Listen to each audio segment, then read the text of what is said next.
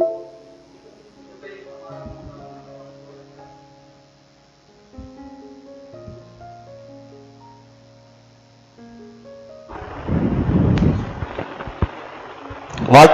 கூட விசேஷமாக சேலம் சபையை சார்ந்த சகோதர சகோதரிகளோட வாழ்த்துக்கள் கூட உங்களுக்கு யாவரும் மத்தியிலும் தெரிவித்துக் கொண்டு சகோதரர் அறிவித்த வண்ணமாக தலைப்பு பார்த்தீங்களா, கெட்செமனில இருந்து ஆண்டவராகிய இயேசு கிறிஸ்துவின் சிலுவை மரணம் வரைக்கும் அப்படின்ற ஒரு பாடம் நம்ம எடுக்க போறோம். அதற்கு முன்பதாக ஒரு வசனம் நம்ம வாசிப்போம். வாசிக்கப்பட்ட வசனம் மார்க் 14:33 வாசிங்க. அது பின்பு கெத்செமனே எண்ணப்பட்ட இடத்திற்கு வந்தார். வாசிங்க அது பின்பு கெத்செமனே எண்ணப்பட்ட இடத்திற்கு வந்தார்கள். அப்பொழுது அவர் தம்முடைய சீஷர்களை நோக்கி, நான் ஜெபம் பண்ணும் அளவும் இங்கே உட்கார்ந்திருங்கள் என்று சொல்லி. போதும் சிஸ்டர். இப்ப பாத்தீங்களா, ஆண்டவராகிய இயேசு கிறிஸ்து சீஷர்களோட எங்க வராருன்னு பாத்தீங்கன்னா கெட்செமனே தோட்டத்துக்கு வராரு. இதுக்கு பின்பதாக நடந்த நிகழ்வு நம்மளுக்கு எல்லாம் தெரியும். இதுக்கு பின்பதாக என்ன நடந்துச்சுன்னு கேட்டீங்கன்னா, மேல் வீட்டு அறையில சீஷர்களோட என்ன பண்ணாரு, கால்கள் கழுவி கொண்டு நான் இந்த வண்ணமாக தான் மரிக்க போறேன்னு சொல்லிட்டு எங்க வராருன்னு கேக்குறப்ப கெட்செமனே தோட்டத்துக்கு வராரு. அதே மத்தேயு 26:37 வாசிங்க.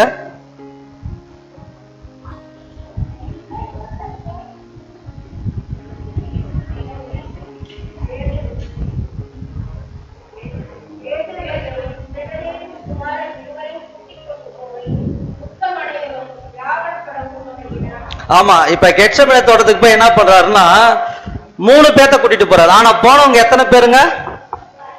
போனவங்க 11 பேரு. யூதாஸ் காரியத்தை தவிர போனவங்க 11 பேரு. ஆனா எத்தனை பேர்த்த கூட்டிட்டு மட்டும் உள்ள போறாருன்னு கேக்குறப்ப பேதுரு, யோவான், யாக்கோபு 3 பேர்த்த தான் கூட்டிட்டு போறாரு. கூட்டிட்டு போய் மீதி பேர்த்த என்ன பண்றாரு, முன்னாடியே இருக்க சொல்லிட்டு இவர் கொஞ்சம் போய் ஜெபம் செய்யறாரு. அது இவங்களையும் ஒரு இடத்துல இருக்க சொல்லி கொஞ்ச தூரம் போய் ஜெபம் பண்றாரு. அது எப்படின்னு கேக்குறப்ப மத்தேயு 26:38 வாசிங்க. அப்பொழுது அவர், என் ஆத்துமா மரணத்துக்கு ஏதுவான துக்கம் கொண்டிருக்கிறது, நீங்கள் இங்கே தங்கி என்னோட கூட விழித்திருங்கள் என்று சொல்லி. ஆமா, அப்ப அவர் என்ன சொல்றாருன்னா, என் ஆத்துமா மரணத்துக்கு ஏதுவான துக்கம் கொண்டு இருக்கிறதுன்றாரு. ஏன்னு கேக்குறப்ப அதிலே வாசிப்போம். மத்தேயு 26:39 வாசிங்க. சற்று அப்புறம் போய் முகம் குப்புற விழுந்து, என் பிதாவே, இந்த பாத்திரம் என்னை விட்டு நீங்க கூடுமானால் நீங்கும்படி செய்யும். ஆகிலும் இப்ப என்ன பண்றாருன்னா, ஆண்டவராகிய இயேசு கிறிஸ்து ஏதோ ஒரு விஷயத்த ஒரு தடவைக்கு 3 தடவை பேசியிருக்கிறாருங்களா? ஒரே விஷயத்த ஒரே இடத்துல ஒரு தடவைக்கு 3 தடவை பேசியிருக்கிறாரா எங்கனாச்சும் வேதத்துல? அப்படின்னா நம்ம எங்க சொல்லலாம், கெட்செமனேல சொல்லலாம். ஏன்னு கேட்டா இந்த ஜெபம் எத்தனை தடவை பண்ணாரு? 3 தடவை இதே வார்த்தைகளை சொல்லி ஜெபம் செய்தாரு. ஏன் ஆண்டவராகிய இயேசு கிறிஸ்து ஒரே வார்த்தைய 3 தடவை சொல்லி ஜெபம் செய்யணும்? எங்கனாச்சும் பண்ணிருக்கிறாரா? புதிய ஏற்பாட்டுல நம்ம பாக்குறப்ப எங்கனாச்சும் இதே மாதிரி சம்பவத்தோ இல்ல வேற சம்பவமா ஒரே வார்த்தை 3 தடவை சொல்லி இருக்கிறாரா? இல்ல. ஆனா ஏன் கெட்செமனேல மட்டும் என்ன சொல்றாருன்னா, அந்த வசனங்கள் திருப்பி வாசிங்க. சற்று அப்புறம் போய் முகம் குப்புற விழுந்து, என் பிதாவே, இந்த பாத்திரம் என்னை விட்டு நீங்க கூடுமானால் நீங்கும்படி செய்யும். ஆமா, அதே மாதிரி மத்தேயு 26:42 வாசிங்க.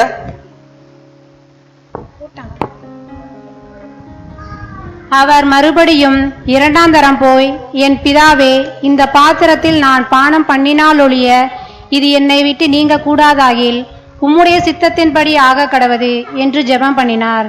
ஆமா, இதே பாக்குறப்ப மார்க் இதெல்லாம் பாத்தீங்கன்னா இந்த பாத்திரம் அப்படின்னு தான் சொல்லி ஜெபம் பண்றாரு. எதுக்காக இந்த பாத்திரம்னு அவர் சொல்றாரு? பாத்திரம்னா என்ன நம்ம கேட்கணும் இல்லைங்களா? ஒரே வார்த்தையை இந்த மாதிரி சொல்லிட்டு இருக்கிறாரு. பாத்திரம்னா என்ன? நம்மளுக்கு ஒரு கேள்வி வருமா வராதுங்களா? என்னங்க, அவரோட கேரக்டர் சொல்றாரு. அவரோட கேரக்டர் எதனால வந்தாரு? பாடுகளை அனுபவிச்சு மரிக்கிறதுக்கு தானே வந்துக்கிறாரு. அப்ப அவரோட கேரக்டர் அந்த இடத்துல சொல்லுவாருங்களா? இப்ப நம்ம எதுக்கு வந்துக்கிறோம்? திருச்சியில 3 நாள் மாநாட்டை கேட்க வந்திருக்கிறோம். இல்ல நான் கேட்க மாட்டேன், பாதியிலே தான் போகணும்னு சொல்ல முடியுங்களா? வந்ததே 3 நாள் மாநாட்டுக்கு தானே. அப்ப இயேசு கிறிஸ்து வந்தது எதுக்குதான்? மரிக்கத்தானே வந்தாரு. அப்புறம் ஏன் பிதா விட்டு எத்தனை நாள் நீங்க இருந்தாருங்க? 3 நாள் நீங்க இருந்தார். அந்த வேதனை அவரால் தாங்க முடியல, அதனால கெட்சமேனிலே கேட்டார். நம்ம நிறைய பேத்துக்கு நிறைய கேள்விகள் இதுல இருக்குது. பாத்திரம்னா என்ன, அந்த வேலைனா என்ன அப்படின்னு சொல்லி ஒரு சில கேள்விகள். மார்க் 14:36 வாசிங்க. அப்பா பிதாவே, எல்லாம் உம்மாலே கூடும். இந்த பாத்திரத்தை என்னிடத்திலிருந்து எடுத்து போடும். ஆகிலும் என் சித்தத்தின்படி அல்ல, உம்முடைய சித்தத்தின்படியே ஆக கடவுது என்றார். ஆமா, மார்க்ல பாக்குறப்ப இந்த பாத்திரம் என்னை விட்டு எடுத்து போடுன்றாரு. அப்ப இயேசு கிறிஸ்து நான் மரிக்க வேணாம் தகப்பனே, என்னை மாத்திருங்க அப்படின்னு சொல்லிக்கிறாருங்களா?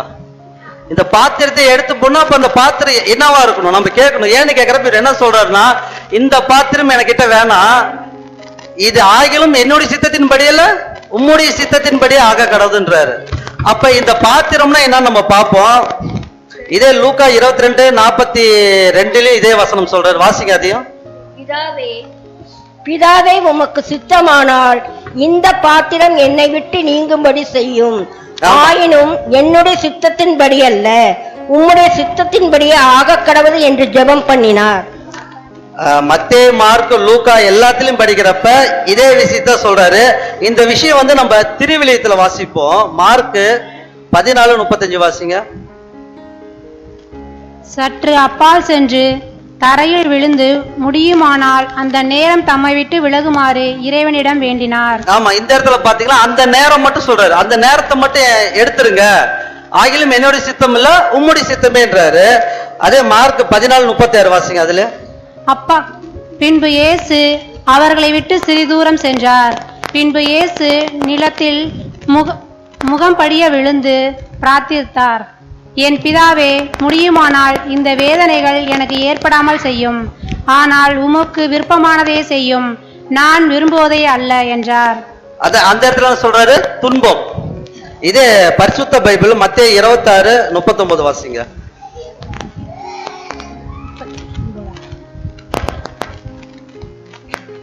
அப்பொழுது இயேசு அவர்களுடனே கெச்சமனே எண்ணப்பட்ட இடத்திற்கு வந்து சீசர்களை நோக்கி, நான் அங்கே போய் ஜெபம் பண்ணவும் நீங்கள் இங்கே உட்கார்ந்திருங்கள் என்று சொல்லி. மத்தேயு 26:39 சிஸ்டர். சற்று அப்புறம் பின்பு இயேசு அவர்களை விட்டு சிறிது தூரம் சென்றார். பின்பு இயேசு சற்று அப்புறம் போய் தரையில் விழுந்து, அந்த வேலை தம்மை விட்டு நீங்க கூடுமானால் அது நீங்க வேண்டும் என்று வேண்டிக் கொண்டு. இப்ப இந்த இடத்துல நம்ம பாக்குறப்ப ஒரு இடத்துல வேதனைன்றாரு, அந்த நேரம் என்றாரு. அப்ப நம்மளுக்கு என்ன கேள்வினா, அது பாத்திரமா இல்ல அந்த நேரமா அந்த வேலையா? நம்ம எதை கன்ஃபார்ம் பண்ணலாங்க அப்படின்னா ஒரு வசனம் மறுபடியும் வாசிப்போம். யோவான் 18:11 வசனம். இயேசு பேதுருவிடம், வாளை உறையில் போடு, தந்தை எனக்கு அளித்த துன்ப கிண்ணத்திலிருந்து நான் குடிக்காமல் இருப்பேனோ என்றார். ஆமா, இப்ப பேதுரு என்ன பண்றாருன்னா மல்குஸ் காதை வெட்டிடுறாரு இயேசு கிறிஸ்துவ கைது பண்ண வரப்ப. அப்ப இயேசு கிறிஸ்து பேதுரு கிட்ட சொல்றப்ப என்ன சொல்றாருன்னா, என் பிதா எனக்கு கொடுக்கிற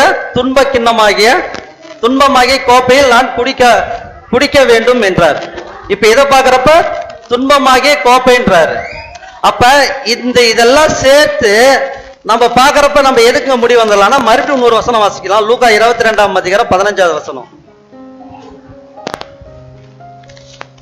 லூக்கா 22:15. அப்பொழுது அவர் அவர்களை நோக்கி, நான் பாடுபடுகிறதுக்கு முன்னே உங்களுடனே கூட இந்த பஸ்காவை புசிக்க மிகவும் ஆசையா இருந்தேன். இது மேல் வீட்டு அறையில இந்த வார்த்தையை சொல்றாரு. என்ன சொல்றாருன்னா, நான் பாடுபடுறதுக்கு முன்பே உங்களுடனே இந்த பஸ்கா புசிக்க ஆசையா இருந்தேன்றாரு. அப்ப இதெல்லாம் நம்ம எதை மென்ஷன் பண்ணிக்கலாங்க? துன்ப கிண்ணம், அந்த நேரம், அந்த வேலை, இதெல்லாம் எதை மென்ஷன் பண்ணலாம்னா, அவர் பாடுபடுகிறதை பற்றி பேசுகிறார் அந்த இடத்துல. அப்ப ஆண்டவராக இயேசு கிறிஸ்து பாடுபடுறதுக்காக பயந்துட்டாரு. நம்ம இப்படி கேள்வி கேட்கலாம்ல, அவரை எவ்வளவோ திட்டினாங்க, பிடிச்சாங்க, பாடுபடுறதுக்காக பயந்துட்டு கெட்சமேனில போய் ஒரே வார்த்தையை 3 தடவை யூஸ் பண்ணியிருப்பாரு. இப்ப நம்ம நபர் ஒருத்தர் அப்போஸ்தலர் பவுலை பத்தி நம்ம பேசியிருக்கிறோம். அப்போஸ்தலர் பவுல் யூதர்களால எத்தனை முறை அடிபட்டாரு? அது நிறைய. 1 கொரிந்தியர் எத்தனை சொல்றாரு? வசனங்களை வாசிச்சிடலாம். எப்படி ஆமா, யூதர்களால என்னன்னா 1 தரம் 40 தடவை அடிப்பட்ட. ஒரு தடவைக்கு எத்தனை, ஒரு தடவை தண்டனை கொடுத்து அடிச்சாங்களா, எத்தனை தடவை அடிப்பாங்க? 40 அடி நியாயப்பிரமாண சட்டத்தின்படி அடிப்பாங்க. அப்ப அப்போஸ்தலர் பவுல் எத்தனை தடவை அடி வாங்கி இருக்கிறாரு? சவுக்கால் எத்தனை? 200 தடவை அடி வாங்கி இருக்கிறார் அப்போஸ்தலர். ஆனா அப்போஸ்தலர் பவுல் இந்த மாதிரி வார்த்தை யூஸ் பண்ணிக்கிறாரா? அப்பா என்னை காப்பாத்துங்க, ஆண்டவரே என்னை காப்பாத்துங்க, என்னால தாங்க முடியல, அப்போஸ்தலர் இந்த மாதிரி வார்த்தை யூஸ் பண்ணிக்கிறார்களா? அப்போஸ்தலர் 200 அடி வாங்கி அந்த வார்த்தை பவுல் யூஸ் பண்ணல. ஆண்டவராக இயேசு கிறிஸ்து கெட்செமனேல ஏன் அப்படி பண்ணாரு? அப்ப பவுல் தாங்குற அளவுக்கு ஆண்டவராக இயேசு கிறிஸ்து தாங்க முடியலைங்களா? நம்மளுக்கு இது ஒரு கேள்வியா வருது இல்ல? அப்ப நம்ம புரிந்து கொள்வது என்னன்னு கேட்டீங்கன்னா, முதல்ல இஸ்ரேல் தேசத்துல எத்தனை சட்டங்கள் இருந்துச்சு? சட்டங்கள் எத்தனை இருந்துச்சு அப்படின்னு கேட்டீங்கன்னா, ஃபர்ஸ்ட் பாத்தீங்கன்னா ரோமனியர்கள் சட்டம் பிளாத் இருந்தாருங்களா? ரோமனியர்கள் சட்டத்தை உட்பட்டு தான் பிளாத் இருந்தாரு. அடுத்தது ஏரோதுக்கு உட்பட்ட கலிலேயா பகுதியில அவருக்கு உண்டான ஒரு சட்டங்கள் இருந்துச்சுங்களா? அதுக்கப்புறம் நியாயப்பிரமாண சட்டம் யூதர்கள் ஒண்ணு இருந்துச்சுங்களா? இப்ப நம்ம யோவான் ஸ்நானகன் எந்த சட்டத்தின்படி மரிச்சாரு அப்படின்னா, ஏரோது தான் என்ன பண்ணாருன்னு கேட்டீங்கன்னா தலை வெட்டப்பட்டார். அப்ப ஏரோது சட்டத்திட்டத்துக்கு உட்பட்டு தான் யோவான் ஸ்நானகன் மரித்தாரு. அப்போஸ்தலர் பவுல் எந்த சட்டத்துக்கு தண்டிக்கப்பட்டார்னா, யூதர்களுடைய முறைமையின்படி தண்டிக்கப்பட்டவர். அப்ப இயேசு கிறிஸ்து எந்த சட்டத்துக்கு உட்பட்டு தண்டிக்கப்பட்டார்? ரோமனியர்கள் சட்டத்தின்படி தண்டிக்கப்பட்டார். அப்ப ரோமனியர்களோட சட்டத்தோட தண்டனையோட வேல்வி எவ்வளவுன்னு தெரிஞ்சா மட்டும்தான் அப்போஸ்தலர் பவுலை நம்ம மென்ஷன் பண்றப்ப இயேசு கிறிஸ்து ஜெபம் பண்ணது கரெக்டா தப்பா நம்மளுக்கு தெரியும். ஏன்னு கேக்குறப்ப அப்போஸ்தலர் இவ்வளவு அடி வாங்கி அவர் அந்த வார்த்தை சொல்ல இயேசு கிறிஸ்தியா கெட்செமனேல சொன்னான்னு கேக்குறப்ப நம்மளோட கேள்வினா, பிதா விட்டு பிரிந்து இருந்தார். ஒண்ணு, கண்டிப்பா பிதா விட்டு பிரிஞ்சிருக்கிறப்ப அவரால் தாங்க முடியாது. அது மட்டுமான்னு கேட்டா அது மட்டும் இல்ல. ஏன்னு கேக்குறப்ப அந்த நேரத்தை என்னை விட்டு விலக்குமாறு செய்யும்ன்றாரு. அப்ப என்ன அந்த நேரம் அப்படின்னு கேக்குறப்ப நம்ம வாசிப்போம். அதுல எபிரேயர் 5:7 வாசிங்க.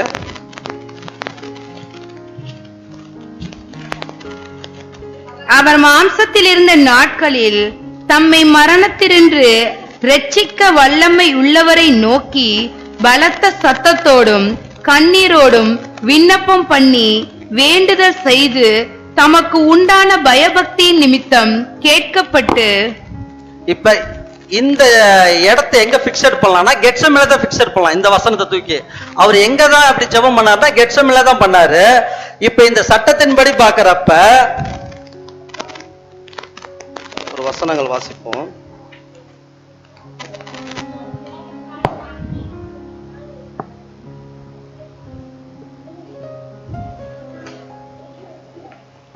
மார்க் 6:18 படிங்க. யோவான் ஏரோதை நோக்கி, நீ உம்முடைய சகோதரன் மனைவியை வைத்துக் கொள்வது நியாயமல்லவென்று சொன்னதின் நிமித்தம் ஏரோது சேவகரை அனுப்பி யோவானை பிடித்து கட்டி காவலில் வைத்திருந்தார். ஆமா, இது பாக்குறப்ப இது யோவான் நம்ம சொல்லிட்டோம். இதே மத்தேயு 26:45 வாசிங்க. பின்பு அவர் தம்முடைய சீசர்களிடத்தில் வந்து, இனி நித்திரை பண்ணி இளைப்பாருங்கள், இதோ மனுஷகுமாரர் பாவிகளுடைய கையில் ஒப்பு கொடுக்கப்படுகிற வேலை வந்தது.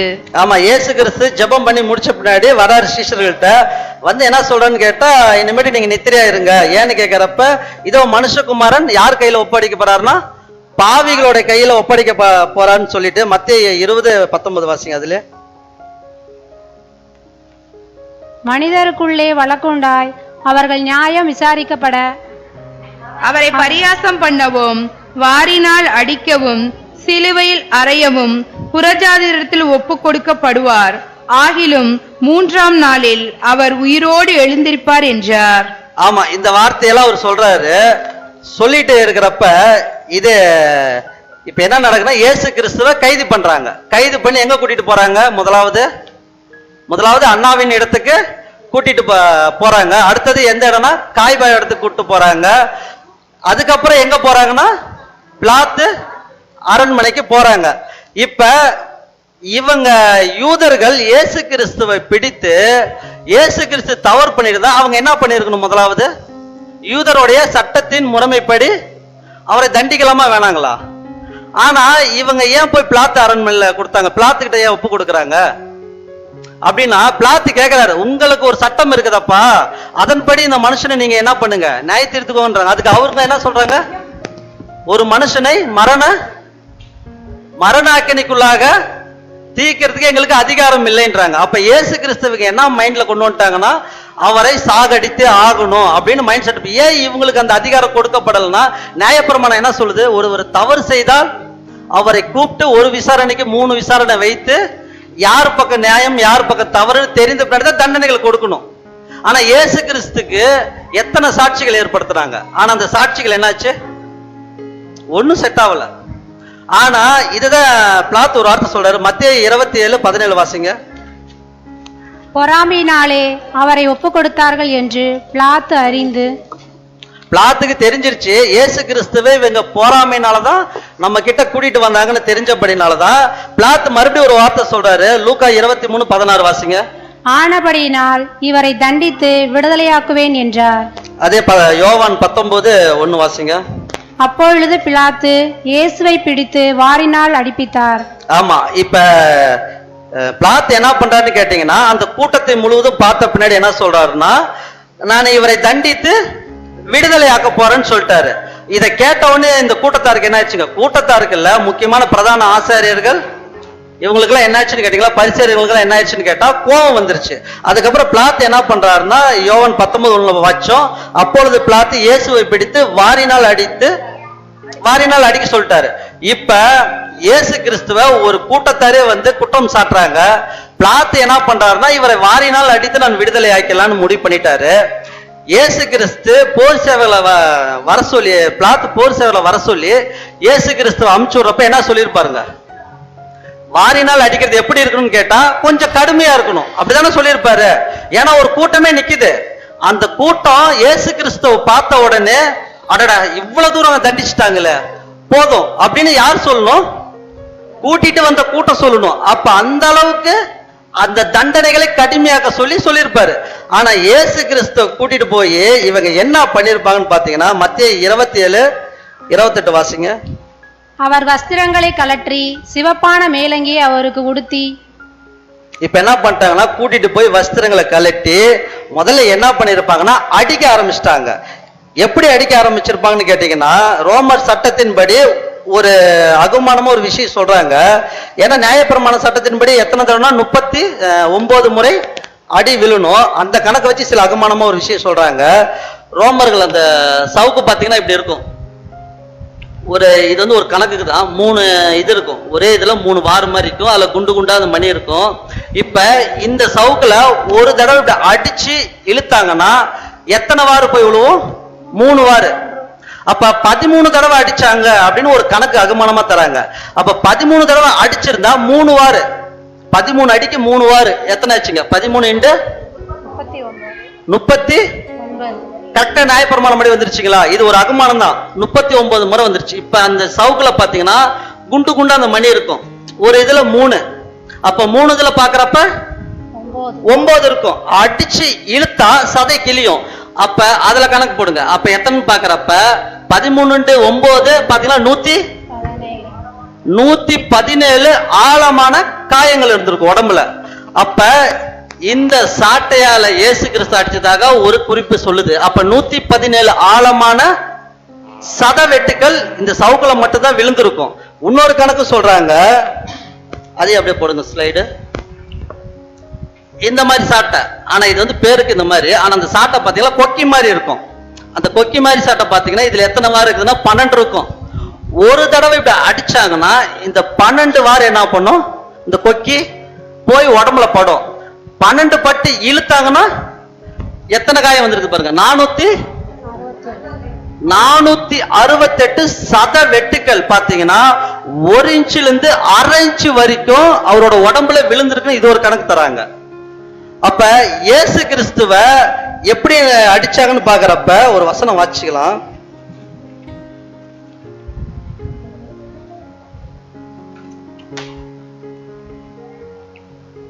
ஒரு சில வசனங்களை வச்சு அதை நம்ம கெஸ் பண்ண முடியும். சங்கீதம் 129:3 வாசிங்க. உழுகிறவர்கள் என் முதுகின் மேல் உழுது தங்கள் படைசால்களை நீளமாக்கினார்கள். பரிசுத்த பைபிள் அப்படியே வாசிங்க. என் முதுகில் ஆழமான காயங்கள் ஏற்படும் வரை அவர்கள் என்னை அடித்தார்கள். எனக்கு நீளமான ஆழமான காயங்கள் ஏற்பட்டன. ஆமா, இயேசு கிறிஸ்துவை எப்படி அடிச்சாங்கன்னா கண்மூடித்தனமா அடிக்க ஆரம்பிச்சிட்டாங்க. ஏன்னு கேட்டா அந்த கூட்டத்தாரை பார்த்து இயேசு கிறிஸ்து மேல மன இறங்கணும்னு நினைச்சவங்க அவங்க அப்படி அடி கிடையாது, வெறித்தனமா அடிக்க ஆரம்பிச்சாங்க. ஏன் கெட்செமனே ஆண்டவரை இயேசு கிறிஸ்து இதற்காக தான் ஜெபித்திருப்பாரான்னு கேட்டா, இப்ப நம்மளுக்கு எல்லாத்துக்கும் ஒரு மைண்ட் தாட் இருக்கு. எப்படின்னு கேட்டீங்கன்னா, இயேசு கிறிஸ்துவால பண்ண முடியாத காரியம் ஒண்ணுமே இல்லை நம்ம யோசிப்போம். ஏன்னு கேட்டா அவர் பரிபூர்ண மனுஷர், அவரால் எல்லாமே முடியும், அவரால் எவ்வளவு வெயிட் தூக்க முடியும் அப்படின்னு நம்மளுக்கு ஒரு தாட் இருக்குதுல்ல இல்லைங்களா? ஆனா இயேசு கிறிஸ்து எப்படி இருந்தாருன்னா நம்மை போல தானே இருந்தாரு. நம்மை போல சதை, அவருக்கு பசி, தூக்கம், கோபம் வரும், அழுகை வரும். ஆனா நம்ம நினைக்கிறதெல்லாம் எப்படி நினைக்கிறோம், ஆண்டவரால முடிப்பா. ஏன்னு கேட்டா அவர் பரிபூர்ணர், 100%. இப்ப நம்ம 10 கிலோ தூக்கணும், அவர் 50 கிலோ தூக்க முடியும் அப்படின்னு நினைப்போம். நமக்கு வர ஃபீலிங்கோட பரிபூர்ண மனுஷனுக்கு வர ஃபீலிங் அதிகம். ஏன்னு கேட்கிறப்ப லாசர் இறந்து போயிட்டாரு, இயேசு கிறிஸ்து பரிபூர்ணர் தானே, ஏன் அழுவணும்? அவர் கண்ணீர் விட்டாரு. இப்ப பாவியாகி நமக்கு இறந்து போயிட்டா ஒரு ஃபீல் பண்ணி 3 நாள் 3 மாசம் கஷ்டப்படுறோம். பரிபூர்ணர் எப்படி இருந்திருப்பாரு, எல்லாத்திலயும் பர்ஃபெக்டா இருந்திருப்பாரு. அப்போ கோபம் சரி, பசி சரி, தாகம் எல்லாத்திலும் அவர் எப்படி இருந்திருப்பாருங்க, நம்மளை விட அதிகமாக இருந்திருக்கும் உணர்வுகள்லாம். அப்ப இயேசு கிறிஸ்துவை அடிக்கும் பொழுது பிதாவாகிய கடவுள் அவருக்கு பலத்தை அதிகமா கொடுத்திருந்தா அந்த இடத்துல என்ன நடந்திருக்குன்னு கேட்டா, கடவுள் அவருக்கு பலத்தை அதிகமா கொடுத்து கர்த்தர் இயேசு அதை தாங்கிக்கிட்டாரு. அப்ப தாங்கிட்டா அந்த பலி எப்படி கரெக்டா இருக்குங்களா? அப்ப இந்த விஷயம் என்னன்னு கேட்டா, இயேசு கிறிஸ்துவோட சொந்த பலத்தினாலதான் என்ன பண்ணாரு, இவ்வளவு அடி தாங்கினாரு. அது கடவுள் அவருக்கு பலன் கொடுத்தோ இல்ல கிருபை செய்த என்னோட குமாரன் தானே அப்படியெல்லாம் கடவுள் பண்ண கிடையாது. கடவுள் என்ன பண்ணாருங்க, அவரை நொறுக்க சித்தமாயிட்டார், நொறுக்கிட்டாரு. அதுதான். அப்ப அவர் எந்த பலத்தினால இருந்தாருன்னு கேட்டீங்கன்னா, அவரோட சொந்த பலத்தினாலதான் கர்த்தர் இயேசு அடிபட்டார். அப்ப கர்த்தர் இயேசுக்கு இந்த சவுக்காலம் மட்டும் தான் அடிச்சாங்கன்னு கேட்டீங்கன்னா, அவனுங்க அடிச்ச லிஸ்ட் வேற மாதிரி. அது நம்மளுக்கு கொடுக்கப்பட்டதான் இவள. ஏன்னு கேட்டீங்கன்னா, அந்த தொழுவு மரத்துல கையை கட்டி ஒரு தண்டனைக்குரிய நபரை அடித்தார்கள்லாம், அந்த இடத்துல ஹார்ட் பீட் அதிகமாகி அவங்க இறந்துருவாங்க. ஹிஸ்டரியில பாக்குறப்ப அவங்க இறந்துருவாங்க, அவங்களால தாங்க முடியாது. ஆனா கர்த்தர் இயேசு எப்படி இருந்தான்னு கேட்டீங்கன்னா, அடிச்ச அடியில உடம்புல இருக்கிற ரத்தம் எல்லாம் வெளியில வந்திருக்கும்.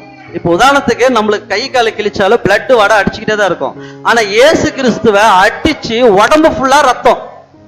அப்ப கர்த்தர் இயேசுவோட அந்த மூச்சு சுவாசிக்கிறப்ப ஸ்மெல் எப்படி இருந்திருக்கும், ரத்த வாடையா தான் இருந்திருக்கும். ரத்த பிளட் அதிகமா போக போக உடம்புல சக்தி எனர்ஜி அதிகமாகுங்களா இல்ல கம்மியாகுங்களா? பலவீனம். அது இல்லாம கர்த்தர் இயேசு காட்டிக்கு கொடுக்கப்பட்ட அன்னில இருந்து தண்ணி சாப்பாடு எதனா சிரிச்சிங்களா? எதுவுமே இல்ல, ஆகாரம் எதுவுமே கிடையாது. அப்படிங்கிற ஒரு நபரை அடிச்சு ரத்தத்தை எல்லாம் வெளியில வந்த பின்னாடி கர்த்தர் இயேசு எப்படி நடந்திருப்பாரு? ஏன்னு கேட்டீங்கன்னா, இப்ப சங்கீதத்துல சொல்றப்ப அவங்க எப்படி அடிச்சிருக்கிறாங்க, என் முதுகில் ஆழமான காயங்கள் ஏற்பட வரை அவர்கள் என்னை அடித்தார்கள், எனக்கு நீளமான ஆழமான காயங்கள் ஏற்பட்டனர். அந்த அளவுக்கு அவர் உடலை. அதே மாதிரி இன்னொரு வசனங்களை வாசிப்போம். ஏசாயா 50:6 வாசிக்கலாம். அடிக்கிறவர்களுக்கு என் முதுகையும் தாடை மயிரை பிடுங்குகிறவர்களுக்கு என் தாடைகளையும் ஒப்பு கொடுத்தேன். அவமானத்துக்கும் உமிழ்நீருக்கும் என் முகத்தை மறைக்கவில்லை. ஆமா, அடிச்சது மட்டும் இல்லாம இவங்க எவ்வளவு அவமானப்படுத்தாங்கன்னு நம்மளுக்கு தெரியும். இயேசு கிறிஸ்துவ பயங்கரமா அவமானப்படுத்திருக்கிறாங்க. இதை ஏசாயா 53:7 வாசிங்க.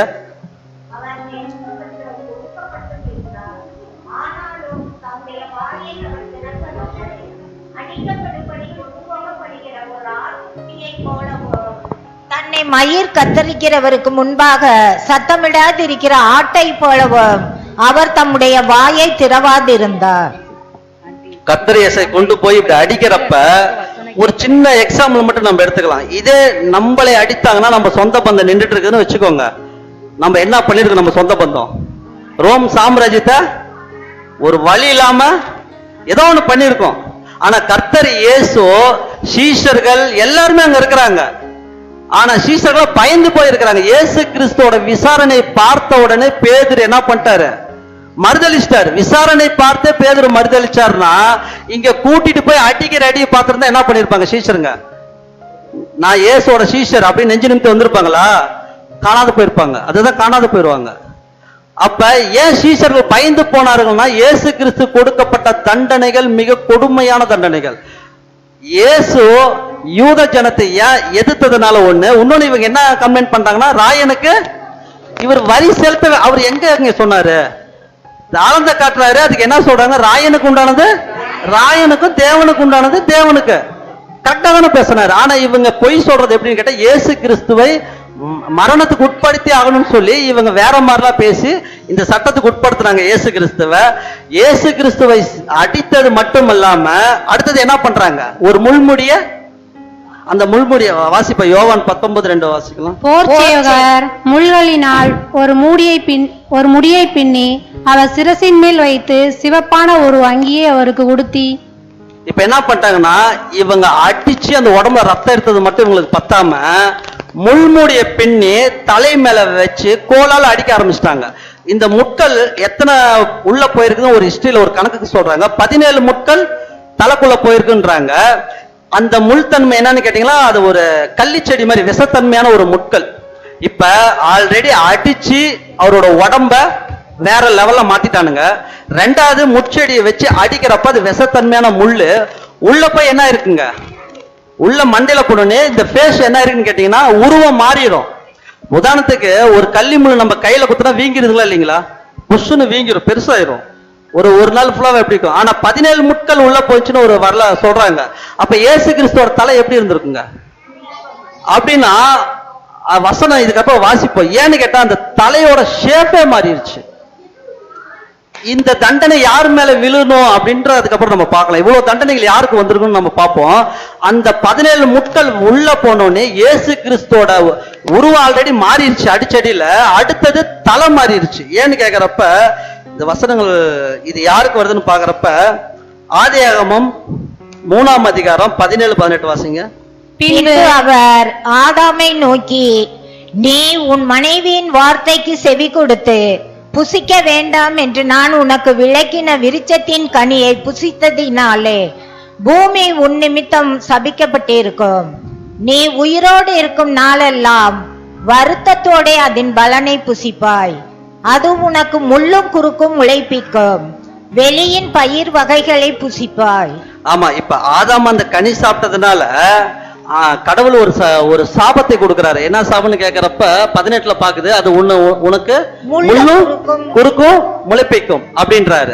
அப்ப இது என்னன்னு பாக்குறப்ப இது ஒரு சாபம். ஆனா ஆண்டவராகிய இயேசு கிறிஸ்து தலை மேல என்ன பண்ணுச்சுன்னா, ஆதாமுக்கு கொடுக்கப்பட்ட சாபம் எங்க வந்துச்சுங்கன்னா இயேசு கிறிஸ்து தலைமையில வந்துச்சு.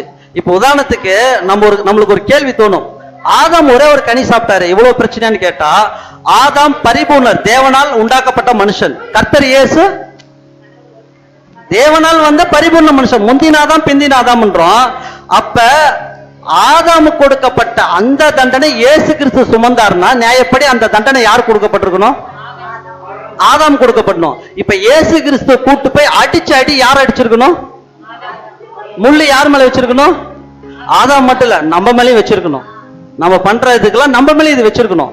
ஆனா ஏன் இவ்வளவு கொடூரமா பண்ணாங்கன்னு கேக்குறப்ப, தேவனுடைய திட்டத்தை சிதைக்கிற ஒரு நபர் யாருங்க, லூசிபர். தேவனுடைய திட்டத்தையே சிதைக்கணும். அப்ப ஆதாம சிதைக்கணும்னு நினைச்ச முதல் நபர் யாருன்னா சாத்தான். அந்த கனி சாப்பிட்டு சாதாரண விஷயம் கிடையாது. பரிபூர்ண சரீரத்தை சிதைக்கணும். எப்படி சிதைக்கணும், கர்த்தர் இயேசுவை பார்க்கிறப்ப தெரியும் நம்மளுக்கு. இந்த மாதிரி சிதைக்கணும்னு யார் நினைச்சான்னு கேட்டீங்களா, லூசிபர் நினைச்சாரு. எப்படி, கடவுளோட சிருஷ்டிப்புல ஆதாம பார்க்கறப்ப நினைச்சாரு, மேட்டிமை வந்த பின்னாடி சாதாரண மனுஷன் தானே, மண்ணான மனுஷனுக்கு இவ்வளவு மகிமை நீங்க தரீங்களா, இந்த சரீரத்தை நான் சிதைக்கணும் அப்படின்னாரு. எப்படி சிதைக்கணும் அப்படின்றப்ப அந்த கனி சாப்பிட்டு அந்த பாவத்தை வர வச்சாரு. அந்த பாவத்தோட விளைவு தான் கர்த்தர் இயேசு அந்த பாவத்தை சுமந்தார். அப்ப இந்த தண்டனை யாருக்காக வரணும்னா, நம்மளே தான் கூட்டு போய் அடிச்சிருக்கணும். நம்ம முற்பிதாக்களையும் நம்மளோட அக்கிரமத்து நிமித்தம் தான் அவர் என்ன பண்ணாருன்னா அடிக்கப்பட்டா நம்ம வாசிக்கிறோம். அப்ப இந்த தண்டனை யார் மேல வரும்னு கேக்குறப்ப அது ஆதாம் மேலன்னு சொன்னோம். மத்தேயு 27:29 வசனங்களை வாசிங்க. முள்ளுகளால் ஒரு முடியை பின்னி அவர் சிரசின் மேல் வைத்து அவர் வலது கையில் ஒரு கோலை கொடுத்து அவர் முன்பாக முழங்கார் படியிட்டு, யூதருடைய ராஜாவே வாழ்க என்று அவரை பரியாசம் பண்ணி அவர் மேல் துப்பி அந்த கோலை எடுத்து அவரை சிரசில் அடித்தார்கள். ஆமா, இதெல்லாம் பண்ணி முடிச்ச பின்னாடி கர்த்தர் இயேசுக்கு என்ன மாதிரி உடைய வச்சிருந்தாங்க? நம்ம படிச்சோம், சிவப்பான. அப்ப சிவப்பு பத்தி எதை குறிக்குங்க? சிவப்பானனா ஒரு வசனம் வாசிக்கலாம். வெளிப்படுத்தல் விசேஷம் 22ஆம் அதிகாரம் 3ஆம் வசனம். இனி ஒரு சாபம் இராது, கடவுளும் ஆட்டுக்குட்டியானவரும் இருக்கிற சிங்காசனம் அதில் இருக்கும். ஆமா, ஒரு சாபம் இராது. அந்த சாபத்தை ஏத்துக்கிட்டவர் யாருன்னா கர்த்தர் இயேசு. இப்ப கர்த்தர் இயேசு முள்முடியும் என்ன பண்ணிக்கிறாருன்னா சிவப்பான ஒரு ஆடையும் தரித்து வந்திருக்கிறாரு. ஒரு வசனங்களை வாசிக்கலாம். ஏசாயா 53:5 வாசிங்க. நம்முடைய மீறுதல்களின் நிமித்தம் அவர் காயப்பட்டு, நம்முடைய அக்கிரமங்களின் நிமித்தம் அவர் நொறுக்கப்பட்டார். ஆமா, நம்மளுடைய அக்கிரமத்தின் நிமித்தம் தான் கர்த்தர் இயேசு நொறுக்கப்பட்டார். இதை யோவான் 19:4-5 வாசிங்க. பிலாத்து மறுபடியும் வெளியே வந்து, நான் இவரிடத்தில் ஒரு குற்றமும் காணேன் என்று நீங்கள் அறியும்படிக்கு இதோ உங்களிடத்தில் இவரை வெளியே கொண்டு வருகிறேன் என்றார். ஆமா, கொண்டு வந்த பின்னாடி பாத்தீங்கன்னா அதுல 5 வாசிங்க. இயேசு முள்முடியும் சிவப்பங்கியும் தரித்தவராய் வெளியே வந்தார். அப்பொழுது பிலாத்து அவர்களை நோக்கி, இதோ இந்த மனுஷர் என்றார். ஆமா, இப்ப சிவப்பான அங்கே தரித்து முள்முடி வச்சு நிக்கிறப்ப இதுக்கு ஒரு வசனம் வாசிக்கலாம். ஏசாயா 1:18 வாசிங்க. வழக்காடுவோம் வாருங்கள் என்று கடவுள் சொல்லுகிறார். உங்கள் பாவங்கள் சிவேரென்று இருந்தாலும் உறைந்த மலையைப் போல் வெண்மையாகும், அவைகள் இரத்தாம் சிவப்பாய் இருந்தாலும் பஞ்சை போல் ஆகும். இயேசு கிறிஸ்து என்ன கலர் ட்ரெஸ் போட்டிருந்தாருங்க? Red colour. அப்ப இந்த ரெட் கலர் ட்ரெஸ் எதை குறிக்குதுங்க? பாவத்தை. கர்த்தர் இயேசு நமக்காக அந்த ஃபுல் பாவத்தை ஏத்துக்கிட்டு தாங்க நின்றார். முள்மூடி சாபத்தை சுமந்து அந்த சிவப்பான ஆடை அவருக்கு தரிக்கப்பட்டு பிளாத்து கூட்டு வந்து நிறுத்துறாரு. எப்படி? ஜனங்கள் முன்னாடி காட்டுறாரு, இதோ இந்த மனுஷன் அப்படின்னு காட்டுறாரு. அப்ப இயேசு கிறிஸ்து நின்ற வண்ணத்தை யூதர்கள் பார்த்த பின்னாடி என்ன பண்ணிருக்கணுங்க? கொஞ்ச நாச்சும் ஃபீல் பட்டிருக்கணும். ஆனா அவங்களோட கேரக்டர் என்ன ஆயிடுச்சுங்க? அவரை பார்த்த உடனே அவரை அடிக்கப்பட்ட வண்ணமா பார்க்கல, அவரை பார்த்தவனே இவன் கொலை செய்யணும் அப்படின்னு சொல்றாங்க. அவர் வந்து நிக்கிறப்ப அவரோட உருவம் எப்படி இருந்துச்சுன்னு பாக்குறப்ப ஏசாயா 52:14 வாசிங்க. ஆனால் பலர் என் தாசரை பார்த்த பொழுது அதிர்ச்சி அடைந்தனர். அவர் மனிதர் என்று கஷ்டப்பட்டு கண்டுபிடிக்கும் வகையில் மோசமாக பாதிக்கப்பட்டிருந்தார். அவரை வந்து நின்ற உடனே அவரை பார்த்தோன்னே இவர் இயேசுவா அப்படின்னு பார்க்கறதுக்கு ரொம்ப கஷ்டமா தெரியல. ஏன்னு கேட்கிறப்ப அவரோட உருவம் மாறிடுச்சு. அந்த அளவுக்கு அவரை அடிச்சு செதைச்சு நிக்க வைக்கிறாங்க. அப்படி பார்த்தோன்னு அப்போ கூட அந்த ஜனங்களுக்கு என்னன்னா இப்படி பண்ணிட்டோமேனு ஒரு வருத்தம் இல்லை. அப்ப இவங்களோட மைண்டும் இவங்களோட தகப்பனும் எப்படி இருந்திருப்பாருங்க? இவங்க தகப்பன் யாருங்க? சாத்தான். அப்ப சாத்தான் என்ன நினைச்சாருங்க?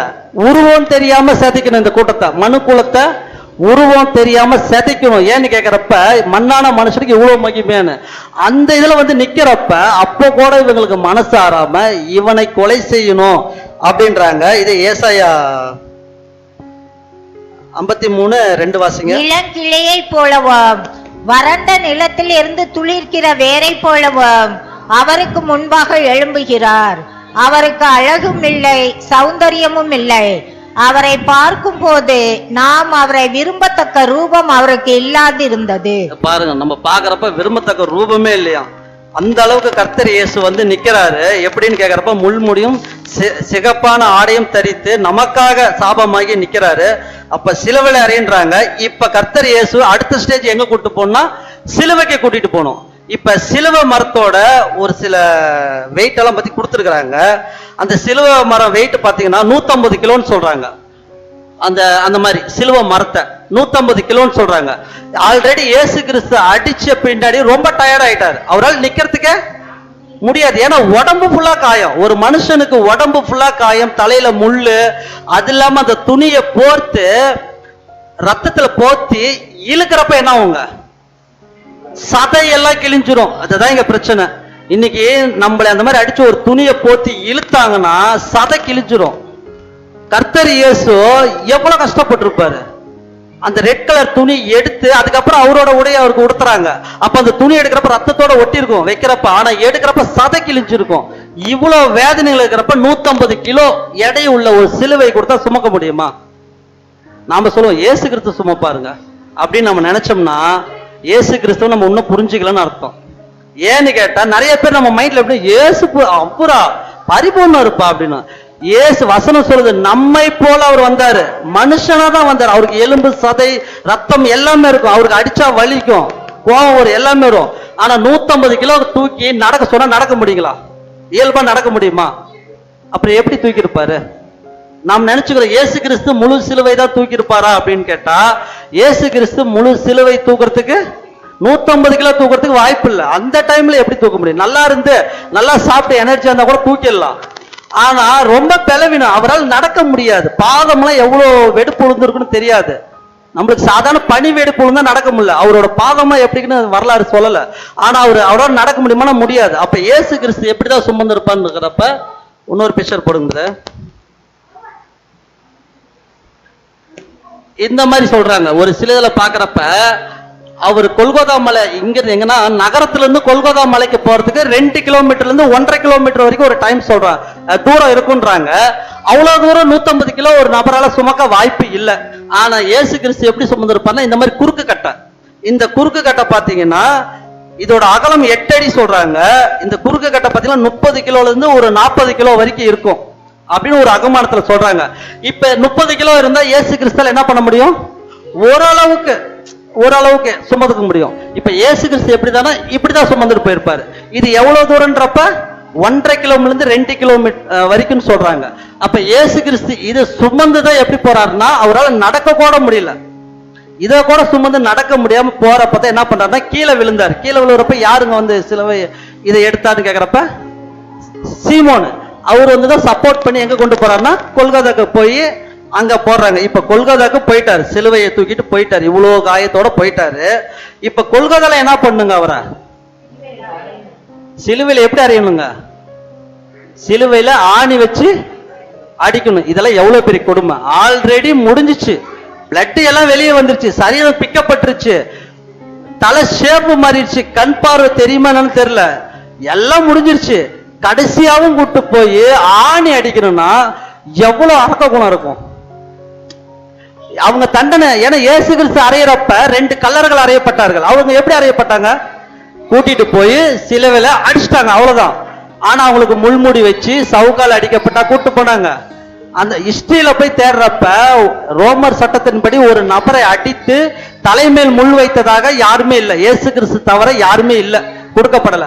இயேசுன்ற ஒரு நபருக்கு இப்படி பண்ணணும் சொல்லப்பட்டதா தவிர மற்றபடி யாருக்கு இந்த தண்டனைகள் கொடுக்கப்படல. அதே மாதிரி சிலுவை தண்டனை வந்து ரோமனியர்களுக்கு மேக்சிமம் தர மாட்டாங்க. ரோமனியர் அல்லாத நபர்களுக்கு சட்டத்துக்கு விரோதமா அவர்களுக்கு விரோதமா பண்றவங்க ரொம்ப தண்டனைகள் அதிகமா இருக்கிற பட்சத்துலதான் கொடுமைகள் அதிகமா இருக்கிறப்பதான் இந்த தண்டனைகள் தருவாங்க. அப்படி இருக்கிறப்ப இப்ப இயேசு கிறிஸ்து கொல்கத்தாக்கு போயிட்டாரு. அங்க போய் என்ன பண்றாங்கன்னா ஆணி அடிக்கணும். அந்த ஆணி பாத்தீங்கன்னா ஒரு 3 வகையில சொல்றாங்க. 7 இன்ச்சுல இருந்து 5 இன்ச்சுல இருந்து 7 இன்ச்சு இல்ல 8 இன்ச்சு பக்கம் இருக்கும், அவ்வளவு பெரிய ஆணின்றாங்க. இது ஒரு அகமானமா தான் சொல்றாங்க. இப்ப இந்த ஆணி எப்படின்னு கேக்குறப்ப நம்ம என்னன்னா இந்த உள்ளங்கையில அடிக்க மாட்டாங்க. ஏன்னு கேக்குறப்ப இந்த உள்ளங்கை தாங்காது, பிஞ்சிரும். ஆனா இங்க இருக்குது இல்லைங்களா இந்த இடத்துல பாத்தீங்கன்னா பாருங்க, இந்த போஸ்ட்ல தெரியும், அந்த இடத்துல வச்சு அடிச்சாதான் இங்க எலும்பு இருக்குது, இங்கேயும் இந்த எலும்பு இப்படி தாங்கிக்கும். அப்ப இயேசு கிறிஸ்துவை இந்த இடத்துல வச்சு அடிக்கிறப்ப இந்த இடத்துல எல்லா நரம்பு இருக்கும். ஏன்னா இங்க அறுத்துக்கிட்டோமா நம்ம சீக்கிரம் இதாயிருவோம், இறந்துருவோம், அதெல்லாம் மெயின் நரம்பு. இந்த இடத்துல வச்சு அடிக்கிறப்ப அவருக்கு எப்படி இருக்குங்க? ஆல்ரெடி டயர்டு, கத்த முடியல, எல்லாமே போயிருச்சு. போன பின்னாடி படுக்க வச்சு இந்த மாதிரி சிலுவையில் அடிக்கிறப்ப இயேசு கிறிஸ்துக்கு சந்தோஷமா இருந்திருக்குமா, இல்ல கம்முன்னு இருந்திருப்பாரா, இல்ல அழுந்திருப்பாரா? அப்படின்னா கண்டிப்பா அழுந்திருப்பாரு. ஏன்னா இதெல்லாம் கொடூரமான இந்த இடத்துல வச்சு ஆணி அடிக்கிறப்ப ஒரு மனுஷனால சகிக்க முடியாது, நம்மளால சகிக்க முடியாது. நாமெல்லாம் என்ன பண்ணுவோம், தள்ளி விட்டுனாச்சும் கதறி முட்டி போட்டுனாச்சும் ஓடிடலாமான்னு தோணும், அந்த அளவுக்கு. அந்த மாதிரி இந்த 2 கையில அடிச்ச பின்னாடி காலில் அடிக்கிறாங்க. இந்த கால் பகுதி பாத்தீங்கன்னா அந்த கால் பகுதி போஸ்ட் போடும்போது அந்த கால் பகுதி பாக்குறப்ப அந்த ஆணி அடிச்ச இடத்துல இந்த வர்ம கலையில இருக்கிறவங்களுக்குலாம் அந்த விஷயம் தெரியும். அதுல மெயின் நரம்பு இருக்கும். அந்த நரம்புல நீங்க டச் பண்ணீங்கன்னா உங்க மைண்ட போய் பாதிக்கும். அந்த வர்ம கலையில இருக்கிறவங்களுக்கு அந்த பாதம் பத்தி தெரியும். அந்த இடத்துல கரெக்டா வச்சு ஓகே ஆணி வச்சு அந்த இடத்துல அடிக்கிறாங்க. அப்ப அடிச்ச உடனே இயேசு கிறிஸ்துக்கு எப்படி இருந்துன்னு கேட்டீங்கன்னா, அந்த இடத்துல அடிச்ச உடனே இயேசு கிறிஸ்து இறக்குறப்ப எப்படி இருந்திருப்பாருன்னா, ஆல்ரெடி மூச்சு திணறல் ஏகப்பட்ட விஷயம் அந்த உடம்புல ஏற்பட்டிருக்கும். அப்படி அடிக்கிறப்ப அந்த உச்சி முடியெல்லாம் எந்திரிச்சிருக்கும். அவரால் எதுவும் பேச முடியல, ஒண்ணும் முடியல. அப்படியே கதர்னு கதறாரு. இவையெல்லாம் கொடுமைப்படுத்தி சிலுவையில தூக்கி நிறுத்துறாங்க. நிறுத்துறப்ப கர்த்தர் இயேசு ஒரு வார்த்தை சொல்றாரு. என்ன சொன்னாருங்க சிலுவையில? கடைசியா சிலுவையில இருக்கிறப்ப ஒரு வார்த்தை சொல்றாரு. என்ன சொல்றாரு? என் தேவனே, என் தேவனே, ஏன் என்னை கைவிட்டீர்? கடவுள் கைவிட்டாருங்களா இயேசு கிறிஸ்துவ? 3 நாள் அவர் விட்டு பிரிஞ்சிருந்தாரு. நீங்க அப்ப கைதானே விட்டுருப்பாரு. அப்ப இயேசு கிறிஸ்து கேட்கிற, அப்ப கைவிடாம இயேசு கிறிஸ்து சொல்லுவார் அந்த வார்த்தை? கைவிட்டுருக்கணும்ல. இயேசு கிறிஸ்து ஒரு வார்த்தை சொன்னார்னா தேவன் கைவிடாம இருப்பாரான்னு கேட்டா தேவன் கைவிட்டு இருக்கணும். அப்ப தேவன் எங்க தான் கைவிட்டு இருப்பாரு கேட்கணும்ல. கடவுள் பாவிகளோட பேசுவாரா, பேச மாட்டாரா? பாவியா இருக்கிற ஒரு மனுஷன் மேல பேசுவார். குமாரன், தன்னுடைய குமாரன் உலகத்தோட பாவத்தை சுமந்த தீர்த்த தேவ ஆட்டுக்குட்டியா நிக்கிறாரு. கடவுள் பேசுவாரா? வாய்ப்பு இல்ல. ஏன்னா மரத்தினால் ஒருவன் தூக்கிடப்பட்டவன், சபிக்கப்பட்டவன். இயேசு கிறிஸ்து யாருனால் சாபமாக்கப்பட்டார்? நம்மளால அவர் சாபமா ஆகி நிக்கிறாரு. கடவுள் பேசுவாரா? பேசிருந்தா இந்த சிலுவையில் இந்த வார்த்தை அவர் சொல்ல அவசியம் இல்லை. என் தேவனே, என் தேவனே, ஏன் என்னை கைவிட்டு அவர் சொல்ல தேவையில்ல. அப்ப அவர் சொன்னா அப்ப கை விட்டுருக்கிறாருன்னு தான் அர்த்தம். அப்ப எங்க கை விட்டுருப்பாரு? நமக்கு ஒரு கேள்வி, இயேசு கிறிஸ்துவ கடவுள் எங்க கை விட்டுருப்பார் அப்படின்னு கேட்டீங்கன்னா, கெட்செமனேல என்ன பண்றாருங்க, ஒரு தடவைக்கு 3 தடவை ஒரு வார்த்தை சொல்லி சொல்லி ஜெபம் பண்றாருன்னா அந்த இடத்துல என்ன நடந்திருக்கணும்? கேட்கப்படலன்னு தான் நடந்திருக்கணும். இயேசு கிறிஸ்து ஒரு ஜெபம் செய்தாருன்னா அதுக்கு பதில் வரும். ஆனா ஒரு விஷயத்த 3 தடவை போய் சொல்லிக்கிட்டே இருக்கிறாருன்னா அந்த இடத்துல என்ன ஆயிடுச்சுங்க? பதில் வரல. அதனாலதான் அவர் போய் 3 தடவை ரிப்பீட் பண்றாரு. ஒரு தடவை கேட்கறப்ப பதில் வந்து அவர் ரிப்பீட் பண்ண தேவையில்ல. ஓகே, நான் ரெடி அப்படின்ட்டு கிளம்பி இருப்பாரு. ஆனா பதில் வராதனால என்ன பண்ணிட்டாரு? அவர் போய் 3 முறை ஜெபம் பண்ணா நம்ம பார்க்கிறோம். ஒரு வசனங்கள் வாசிக்கலாம். யோவான்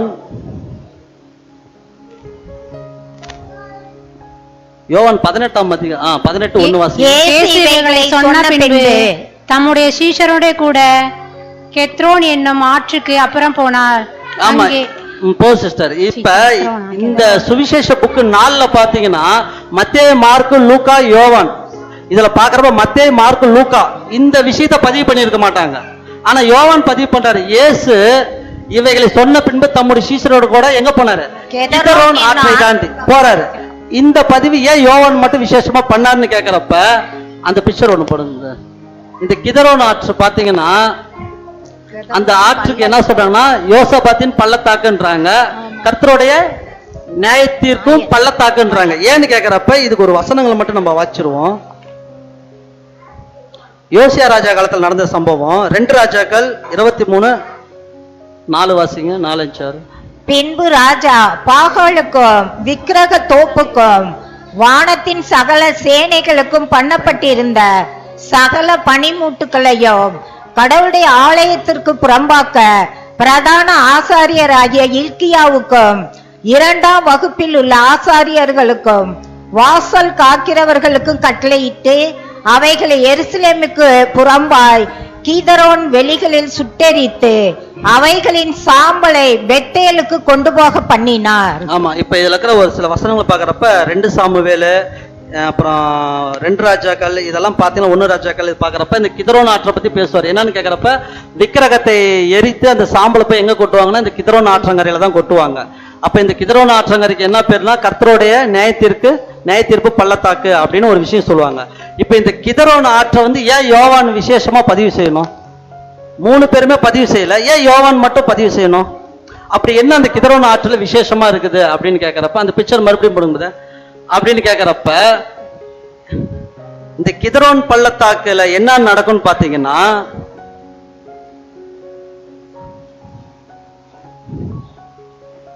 சாலமோன் காலத்துல சாலமோன் ராஜா என்ன பண்ணாருன்னா தேவாலயத்தை கட்டி பலி செலுத்துறப்ப எத்தனை ஆடு மாடுங்க பலி செலுத்தினாங்க? 20,000. அந்த ஒரு வசனங்கள் வரும். 1,00,000 வசனங்கள் படிச்சலாம். 1 ராஜாக்கள் 8:63 மட்டும் வாசிங்க. தோப்பிலே ஒன்று ராஜாக்கள் 8:63.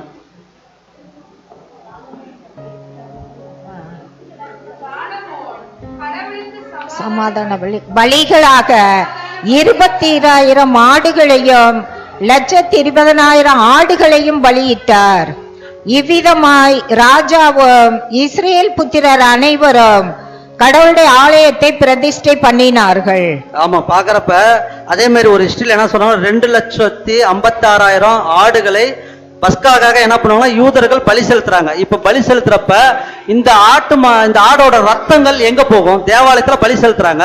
இந்த ரத்தங்கள் என்ன ஆகும் அப்படின்னா, அந்த ரத்தம் தேவாலயத்திலே இருந்தா தேவாலயத்துக்குள்ள ஆசாரியன் போயிட்டுலாம் வர முடியாது. ஏன்னா அவ்வளோ ரத்தம், லட்சக்கணக்கில் வெட்டுறாங்கன்னா அவ்வளோ ரத்தம் எங்க என்ன ஆகும்னு கேட்டீங்கன்னா, தேவாலயம் மலை மேல இருக்கும். அந்த ரத்தங்கள் எங்கன்னா இந்த கிதரோன் ஆற்றங்கரையில கடந்து வரும். இங்க பாத்தீங்கன்னா இந்த பிக்சர் தெரியும், சின்னதா மலை, அங்கதான் தேவாலயம் இருக்கும். அந்த ரத்தம்லாம் எங்கன்னா அந்த பள்ளத்தாக்குல இறங்கி அந்த கிதரோன் ஆற்றுல தான் கடந்து வரும் பஸ்கா டைம்ல. அப்ப இயேசு கிறிஸ்து பஸ்கா டைம்ல எங்க போறான்னு கேக்குறப்ப இந்த கிதரோன் ஆற்றை தாண்டி தான் கெட்செமனே தோட்டம் இருக்குது. இப்ப அந்த ஆற்றுல கடந்துதான் எங்க போகணும்னா, யோவான் சொல்றாரு கிதரோன் ஆற்றை கடந்து கெட்செமனேக்கு போறாரு. அப்ப அந்த கிதரோன் ஆற்றுல என்ன போகணும்னா பலி செலுத்துற ரத்தம். அப்ப ஜனங்களோட பாவத்தை, அதாவது யூதர்களுடைய அந்த பலி செலுத்துற ரத்தம் போறப்ப அந்த ஆற்றுல இயேசு கிறிஸ்து காலை வச்ச உடனே என்ன நடந்திருக்கணுங்க? உதாரணத்துக்கு யோர்தான்ல உடன்படிக்கை பண்ணாரு, கடவுள் என்ன பண்ணாருங்க? பேசினாரா? ஆனா பலியோட ரத்தம், பாவத்துக்காக மரிக்கிற ஜீவனோட ரத்தங்கள் போறப்ப அந்த ஆற்றங்கரையில இவர் காலை வச்சு காலை வைக்கிறப்ப என்ன இருக்குன்னு கேட்டா, உலகத்தோட பாவம்லாம் இவர் சுமக்க ஆரம்பிச்சிருக்கணும். அப்ப இவர் எங்கதான் கடவுள் பேசாம விட்டுருப்பாருன்னு கேட்டீங்கன்னா, கிதரோன் ஆற்றை கடக்கும் பொழுது என்ன ஆயிடுச்சுன்னா கடவுள் தொடர்பு கட்டாயம் இருக்கணும்.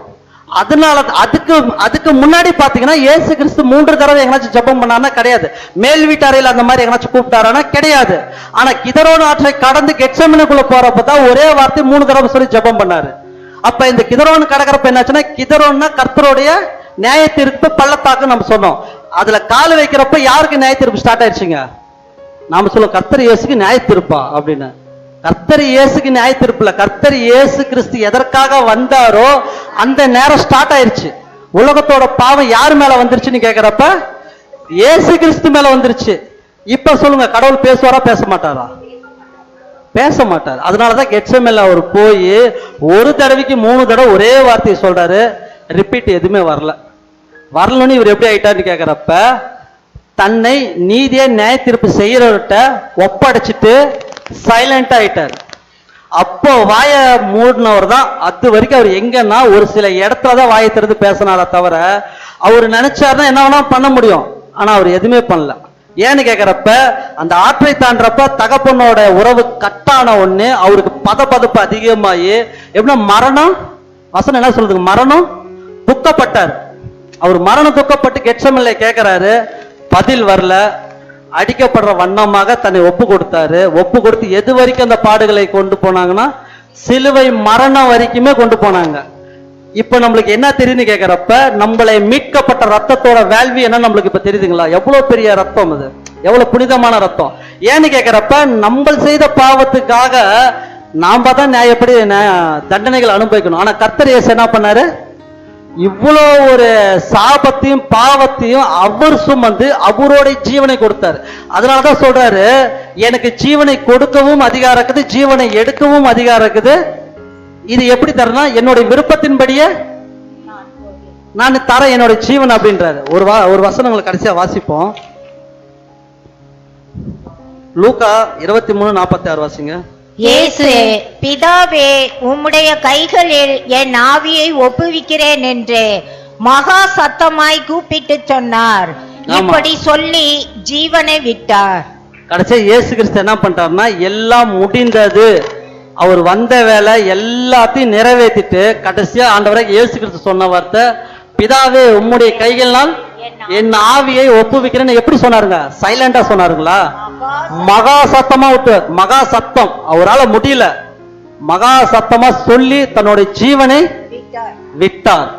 அந்த ஜீவன் நம்மளுக்காக பலியானுச்சு. அந்த பலியின் ரத்தத்தினாலதான் நாம மீட்டெடுக்கப்பட்டு இந்த இடத்துல வந்து உக்காந்து இருக்கிறோம். அந்த ரத்தம் சாதாரண ரத்தம் கிடையாது. நம்மளுடைய பாவம் எவ்வளவு பாவம் வந்தாலும் அதில் நம்மளை கழுவி சுத்திகரிக்கிற ரத்தம். இந்த ரத்தத்தை ஒரு பொழுதும் நம்ம வீணாக்காதபடி அவரோட சாயலை தரித்து பிதாவுடைய திட்டத்தை நிறைவேற்ற தேவன் கிருபை செய்வாராக. பொறுமையோடு கட்ட யாவரும் தேவன் ஆசீர்வதிப்பார். ஆமென்.